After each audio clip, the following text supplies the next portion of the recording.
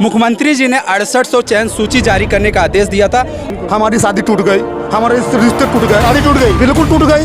अगर आज हम शूद्र और पिछड़े नहीं होते तो शिक्षा मंत्री जी हमारी बातें नहीं सुनते क्या? एकदम बिल्कुल मुद्दा बनेगा। हमने तो मैं बता दूं महाराज जी, हमारी सिर्फ ये गलती है कि हम दलित पिछड़े अभ्यर्थी हैं कि हमारे समाज के हैं, न्याय करें और देना चाहिए, इसीलिए तो यहाँ हम लोग रोड पे बैठे हैं। कल्याण सिंह के, लेकिन कहें दबदबी फट रही है। योगी जी के हुंहार से क्यों हड़ाड़ी कांप रही है? नहीं, वो सिर्फ वोट लेने बाहर आते हैं। उनको वोट दे के मंत्री बना दिया गया है, तब वो अपने आप को राजा समझ रहा है। तो नहीं अच्छी सरकार होती ना तो हम लोग की मांगे पूरी की जाती। अगर हम लोग गलत है तो हम लोग को जेल में डाल दिया जाए। इस दौरे सियासत का बस इतना सा फसाना है, बस्ती भी जलानी है और मातम भी मनाना है। एक तरफ बीजेपी लगातार कह रही है कि राहुल गांधी ने ओबीसी समाज का अपमान किया है, ओबीसी समाज को लेकर के तमाम सियासत मचा हुआ है, लेकिन लखनऊ में सड़कों पर ओबीसी समाज के जो 6800 शिक्षक, यहाँ पर मैं नज़ारा दिखा दूं, सड़कों पर भरी दोपहरी में बैठ करके अपनी नियुक्ति पत्र की मांग कर रहे हैं। लोग पिछले 2.5 साल से धूप बरसात तमाम चीज़ों को सहते हुए ये लोग अपनी मांग को लगातार पुरजोर तरीके से उठा रहे हैं। लखनऊ में मौजूद हूँ, मेरे बाईं तरफ शिक्षा मंत्री का आवास है संदीप सिंह का। कल्याण सिंह के पोते हैं। कल्याण सिंह यूपी के मुख्यमंत्री हुआ करते थे। वो कहते थे कि अगर आपका कोई आरक्षण छींटता है तो उसको तमाचा मारो। उन्हीं के पोते शिक्षा मंत्री हैं। ये 6800 विद्यार्थी अपनी मांग को लेकर के इतने दिनों से बैठे हुए हैं, इनसे बातचीत करते हैं। शिक्षा मंत्री आपके समाज से हैं, यूपी के डिप्टी सीएम आपके समाज से हैं, फिर भी आप लोग की सुनवाई क्यों नहीं हो रही है? अब हमारे समाज के हैं, सुनवाई होनी चाहिए, हम लोगों को उम्मीद है, लेकिन पता नहीं ये लोग किस तरीके के झुनझुने बने पड़े हुए हैं। इनको किस बात की समस्या है? स्टूल मंत्री बने पड़े हुए हैं। हम तो चाहते हैं कि हमारे समाज के हैं, न्याय करें और देना चाहिए, इसीलिए तो यहाँ हम लोग रोड पे बैठे हैं। नाम है डिप्टी सीएम, नाम है मंत्री जी, लेकिन सच्चाई ये है कि कमज़ोर हैं, केवल ये सब पुतला बने हुए हैं। अगर पुतला नहीं बने हुए होते तो हम लोग ये सजीव यहाँ क्या कर रहे हैं? बताइए। 6800 शिक्षक, 69,000 शिक्षक भर्ती जब से आई है तब से किसी न किसी विवादों में रही है। उसमें एक मामला 69,000 में आरक्षण का था। आरक्षण में हम लोग 3-4 सालों से लड़ाई लड़ रहे हैं, जिसमें लाठी काए, बरसात, जाड़ा, गर्मी सब झेले। माननीय राष्ट्रीय पिछड़ा आयोग ने कहा कि इसमें घोटाला हुआ है, तो माननीय योगी जी ने जांच कराया, उन्होंने कहा घोटाला हुआ है। आज कोर्ट में ले जाके लिस्ट को फंसा दिए जो दिए 6800 की, और कोर्ट ने स्वयं कहा है कि इसमें घोटाला है और इस घोटाला को दीजिए आप। लेकिन उसमें एक नया नियम ला दिए, डबल आरक्षण। एक कौन सा नियम है? जबकि हमारी नियमावली और भारत का संविधान जो बाबा साहब ने दिया है और नियमावली के अनुसार से किसी प्रकार का ऐसा नहीं, आप चाहे कुछ भी किए हो आपको डायरेक्ट अनरिजर्व सीट में ले जाएंगे अगर उसके बराबर आपके नंबर गुणांक मेरिट आते हैं। लेकिन अब ये नया नियम ला दिए, जबकि सुप्रीम कोर्ट और हाई कोर्ट ऑलरेडी कह चुका है कि ये केवल पात्रता परीक्षा है और आप कितना भी आप नंबर लाइए और आरक्षण में लाभ लिए हैं तब भी उसका कोई मायने नहीं होता है। आप जनरल के बराबर नंबर लाते हो तो जनरल में ट्रीट किए जाओ, लेकिन हमको दबा रहे हैं। आपके पास 2022 में योगी जी का स्टेटमेंट आया था कि इनको नियुक्ति पत्र मिलना चाहिए। चुनाव नज़दीक था, जनवरी में स्टेटमेंट था, लगभग 1 से 1.5 साल का समय हो गया है। अधिकारियों की पूरी गलती है। इस मामले में बहुत ज़्यादा लचर पैरवी की गई और यही वजह है कि ये मामला कोर्ट में लंबित होने के बाद ओबीसी के विपक्ष में ये आदेश आया और पूरी सूची को रद्द कर दिया गया। हम दरख्वास्त करेंगे अपने अधिकारियों से और साथ ही साथ मुख्यमंत्री जी से कि हम पिछड़ों के हकों को मारते न हुए हमारे लिए न्याय करें और मामले को डबल बेंच ले जाके इस आदेश को मॉडिफाई कराएं। अच्छा, इस देश में संविधान है, संविधान में कोई शूद्र शब्द नहीं है, कोई दलित पिछड़ा ऐसा है नहीं, लेकिन आपने लिखवा रखे कि हमारी सिर्फ यह गलती है कि हम दलित पिछड़े अभ्यर्थी हैं। ये कहाँ से मुद्दा आ गया? मुद्दा ऐसा है कि सरकार हमको शूद्र ही मान रही है। शूद्र होना पाप है? हाँ, शूद्र होना पाप है। बिल्कुल नहीं, ऐसा तो नहीं, ऐसा ही है। तभी अरे सरकार मान रही है। नहीं होता तो 4 वर्षों से हम लोग नौकरी के लिए भटक नहीं रहते। हम लोग योग्य हैं, अच्छे नंबर भी पाए हैं, फिर भी आज नौकरी से बाहर हैं। पिछले 1 वर्ष पूर्व मुख्यमंत्री जी ने 6800 चयन सूची जारी करने का आदेश दिया था और 1 वर्ष बीतने के बाद भी आज हम लोग सड़क पर भटक रहे हैं। ऐसा क्यों हो रहा है? क्योंकि हम लोग शूद्र हैं। हमारी बात न्यायालय में रखी जाती है लेकिन सरकार उचित पैरवी नहीं करती है। हम लोग अधिकारियों के पास जाते हैं, वो भी नहीं सुनते हैं और अंततः हम लोग अपने पैसे पे वकील खड़ा करते हैं, सुनवाई कराते हैं, लेकिन सरकार हमारे पक्ष में कुल मिला के कोर्ट में भी नहीं आती और उचित पैरवी नहीं करती है। और यही वजह है कि आज हम लोग योग्य होते हुए भी नौकरी से बाहर चल रहे हैं। लगातार शूद्र का मुद्दा गरमाया हुआ है। शूद्र शब्द लेकर के लगातार विपक्ष भी कह रहा है कि शूद्र होना, अखिलेश जी ने कहा कि मैं भी शूद्र हूँ, और उसके बाद से जातिगत जनगणना की मांग हो रही है। विपक्ष कह रहा है कि गिनती होनी चाहिए इस देश में, गिनती हो जाएगी तो जिसकी जितनी संख्या होगी उसके हिसाब से उसकी हिस्सेदारी मिल जाएगी। आइए तमाम लोगों से और बातचीत करते हैं, इनसे जानने की कोशिश करते हैं कि कितने दिनों तक बैठेंगे, क्या मुद्दे हैं और कैसे इनका क्या क्या है। कहाँ से आए हैं आप लोग? भैया फतेहपुर से आए हुए हैं। शिक्षा मंत्री लगातार आप लोग कह रहे हैं बाहर आए, बाहर नहीं आ रहे हैं। सर वही तो इतने दिनों से परेशान हो रहे हैं कि हम लोगों को नियुक्ति दी जाए, हमारी 68 जो रिक्वेस्ट कर दी गई है उसे फिर से बहाल किया जाए सेकंड बैंड में जाके, लेकिन कोई सुनने को तैयार ही नहीं है। इतने आप लोग कह रहे हैं कि शूद्र और पिछड़ा होना हम लोग की गलती है। बिल्कुल सर, यही तो हम लोगों की गलती है। अगर आज हम शूद्र और पिछड़े नहीं होते तो शिक्षा मंत्री जी हमारी बातें नहीं सुनते क्या?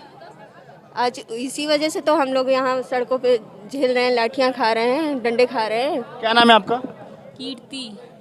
मंत्री जी बाहर आएंगे लगता है, उम्मीद है? नहीं, वो सिर्फ वोट लेने बाहर आते हैं। उनको वोट दे के मंत्री बना दिया गया है, तब वो अपने आप को राजा समझ रहे हैं। राजा का क्या काम है कि प्रजा का सुनना, तो वो अपना कर्तव्य ही नहीं निभा रहे हैं, अपने आप को एकदम सुपर समझ रहे हैं।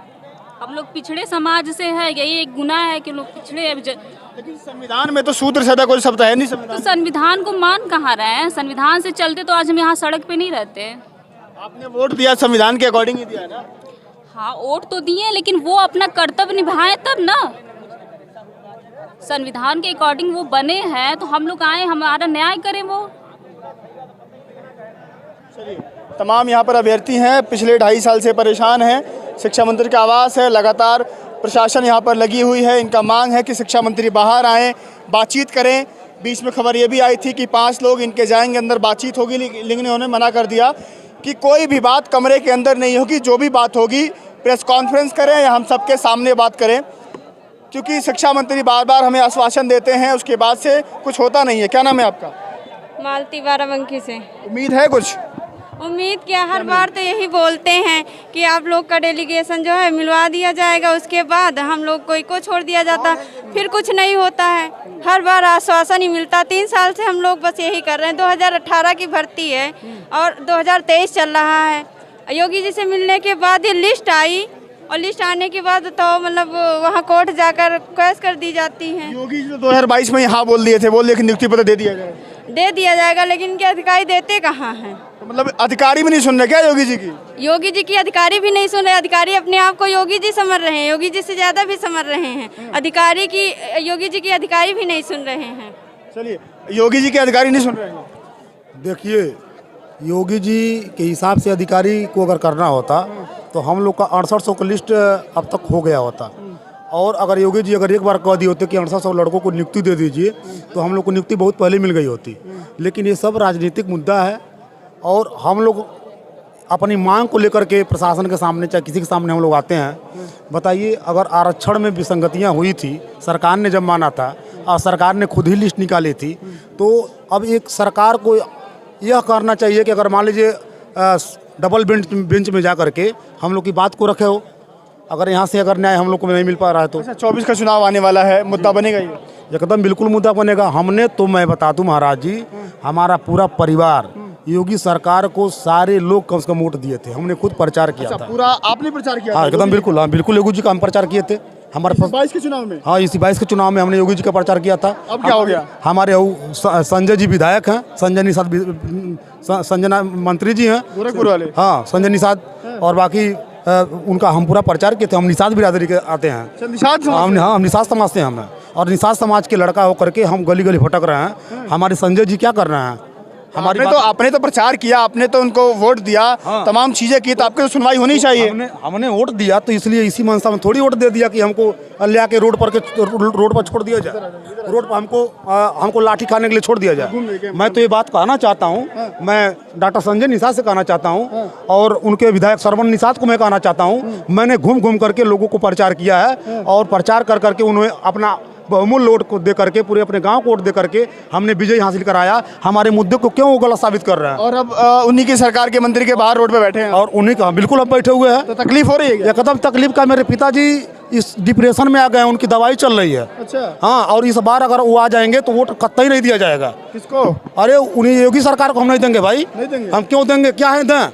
हमको न्याय कर देंगे तो हम उन्हीं का है, न्याय कर देंगे तो हम उन्हीं को वोट देंगे हम। हाँ, संजय निषाद को हम कहना चाहते हैं, अगर हमारी आवाज़ सुन रहे हैं तो हमने आपको एक एक पल अपने कदमों पे चल चल करके मैंने वोट दिया है और विधायक को भी मैं उनके बेटे भी विधायक को भी हमने बनाया, श्रवण निषाद को भी विधायक बनाया है। मंत्री और विधायक दोनों लोगों करके हम एक निषाद मछुआरे समाज के हम हैं और मछुआरे समाज में एक निषाद समाज के एक बेटे का हक 6800 में मैंने हमारा लिस्ट में चयनित हुआ था और लिस्ट को कोर्ट ने खारिज कर दिया है। ये कहाँ का न्याय है? मैं पूछना चाहता हूँ योगी महाराज से, कहाँ का न्याय है? आप कहते हैं कि वो राम है, पहले ज़माने का केवट और मल्लाह का बहुत बड़ी दोस्ती थी। आज एक मल्लाह का लड़का आकर के यहाँ पर ये धूपों में मर रहा है, जल रहा है, क्या यही न्याय है? आप दलितों पिछड़ों की बात करते हैं, अगर दलितों पिछड़ों की बात करते हैं, मल्लाह ने उस समय भी राम की सेवा की थी, इस समय भी सेवा कर रहा है। तो सेवा कैसे कर रहे हैं? इसी तरह सेवा किया जाएगा, धूप में हमको तकलीफ दिया जाएगा? योगी जी से मुझे यही गुजारिश है कि तकलीफ ही मत करिए। और ये जो माइक लगा करके आप लोग कहते हैं कि मैं ओबीसी और एससी समाज का रक्षक है, तो ये सब बकवास और ड्रामा बंद कर दीजिए। अच्छा, बकवास करते हैं? हाँ, बिल्कुल बकवास है। बकवास नहीं होता तो आज हमारे 6800 को न्याय मिलता। आपके शिक्षा मंत्री ओबीसी समाज के आते हैं? हाँ, ये भी आते हैं। अरे कोई ओबीसी सुन नहीं रहा है, पता नहीं। योगी बीजेपी सरकार ओबीसी को बहुत इज्जत देती है, डिप्टी सीएम बना के रखी है। तो देती है सरकार, लेकिन अगर इतना ही अच्छी सरकार होती ना तो हम लोग की मांगे पूरी की जाती। अगर हम लोग गलत है तो हम लोग को जेल में डाल दिया जाए, लेकिन हम लोग हक की लड़ाई, सही के लिए लड़ाई हम लोग लड़ रहे हैं, तो सही की लड़ाई किसी का औकात नहीं कि जो हम लोग को जेल में भरेगी। क्योंकि खुद सरकार ने माना था, पिछड़ा वर्ग आयोग ने माना था कि गलत हुआ है, और गलत होने के बाद हम लोग को 6800 का चयनित लिस्ट ले आया था। चलिए, अभी तो मंत्री बताइए आप, अगर लिस्ट आपको निकल जाए तो कितना उम्मीद हो जाता है? हमारी शादी टूट गई, हमारे रिश्ते टूट गए। शादी टूट गई? बिल्कुल टूट गई। जब देखे सबकी इसका नौकरी नहीं मिलेगा तो सब जो भी देखने वाले हैं वो भी रास्ता नाप लिए। हमको नहीं पीड़ा है, हमारा हार्ट अटैक ना हो जाए ये सब करते करते, और हार्ट अटैक हो जाएगा। अपने आप को संभालिए। और अगर अपने आप को मेरी मौत हो जाएगी, इसका जिम्मेदार सिर्फ योगी महाराज होंगे और डॉक्टर संजय निषाद होंगे। मैं ये कह रहा हूँ, क्योंकि आप अपना ध्यान रखिए। शिक्षा मंत्री के बाहर मौजूद हैं ये लोग, तमाम मांगे हैं, लेकिन मांग इनका यही है कि जो नियुक्ति पत्र है उनको दिया जाए, दोबारा जो कोर्ट का फैसला आया है उसमें दोबारा डबल बेंच आएँ और शिक्षा मंत्री बाहर आएँ और पीसी करके तमाम बातों को हम लोगों के सामने रखें, बंद कमरे में बात ना हो। अब फिलहाल देखते हैं कि शिक्षा मंत्री बाहर आते हैं नहीं आते हैं, क्या इनकी बातें मांगते हैं, क्योंकि बहुत धूप है और तमाम लोग यहाँ पर बैठे हुए हैं, गर्मी है। पहले वाले शिक्षा मंत्री थी तो कम से कम सामने तो आते थे, और वो सवर्ण वर्ग के थे, सवर्ण वर्ग थे, लेकिन सामने आके जो भी लाइव बताते थे। ये कौन सा गुपचुपा खेल हो रहा है बताइए? 5 लोग चले गए हैं, पता नहीं कोई मंत्र फूक देंगे सब। ये सब न्याय वाय नहीं है। मुख्यमंत्री के बेटे हैं कल्याण सिंह के। अरे हैं कल्याण सिंह के, लेकिन कहें दबदबी फट रही है। योगी जी के हुंहार से क्यों हड़ाड़ी काँप रही है? योगी जी मोह पामार है कि लोग डर हम लोग को नियुक्तियाँ खा रहे हैं, वो पामार है। और अगर योगी जी कहते हैं एक बार की नियुक्ति मिलना चाहिए तो नियुक्ति मिलेगी। चलिए, फिलहाल के लिए खत्म करता हूँ, लेकिन जो भी यहाँ पे अपडेट आई है मैं आपको बताता रहूँगा। फिलहाल के लिए नमस्कार।